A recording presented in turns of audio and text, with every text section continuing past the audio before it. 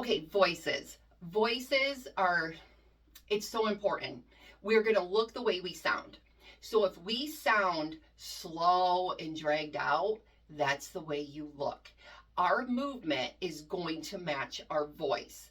We have to think snappy voices. We want to think fast, okay? So what I want you to think about when you are saying a word, and let's use the word fight for an example. You're not going to go fight.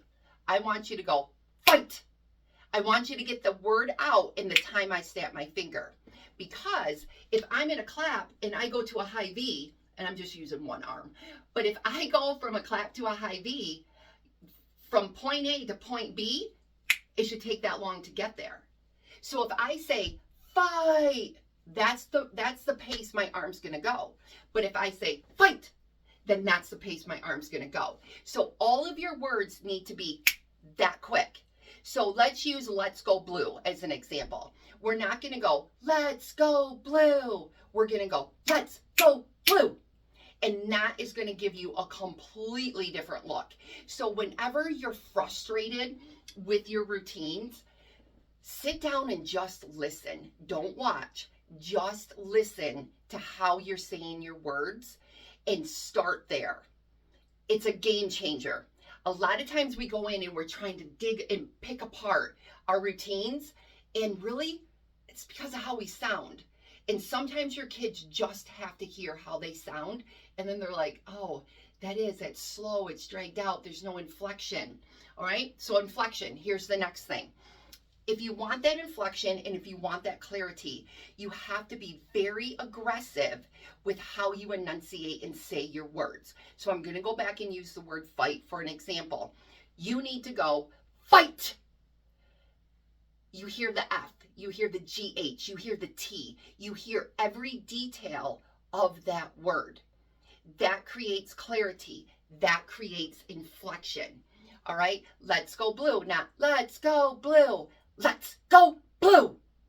And to do it, you really are going to feel like you're uncomfortable because you're going to be moving your mouth in a way that you're not used to doing with how we speak on a day-to-day basis.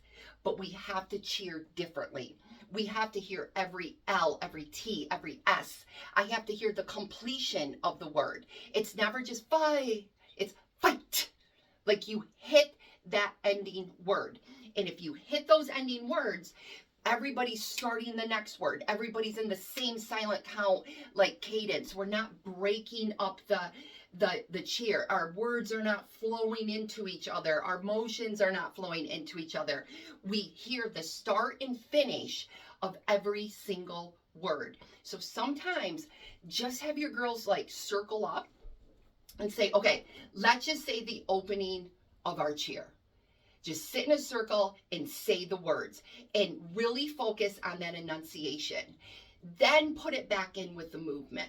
Because when we try to do both at the same time, it can kind of be like two magnets going against each other in the wrong direction. So we sort of have to just take one of those magnets out and focus on the one side and think, let's get these voices snappy. As a coach, stand in the circle. Snap your fingers when they're saying those words. Help them keep that beat.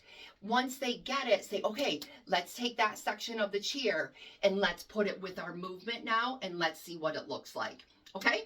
One last little technique with voices is you want to hit your movement, no matter what movement it is, on the first letter of whatever word or count you're saying. So if we are hitting on L of let's, we're holding go and we're hitting on blue, then that's exactly what you need to be. It's L of let's, go, be a blue. Okay? We don't want let's go blue.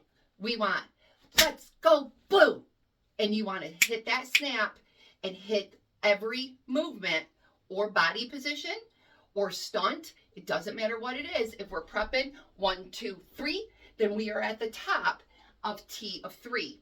The voice technique does not change between rounds. Round 1, 2, and 3 keeps the exact same technique. So when you're counting in your stunts, we don't want to go 1, 2, 3.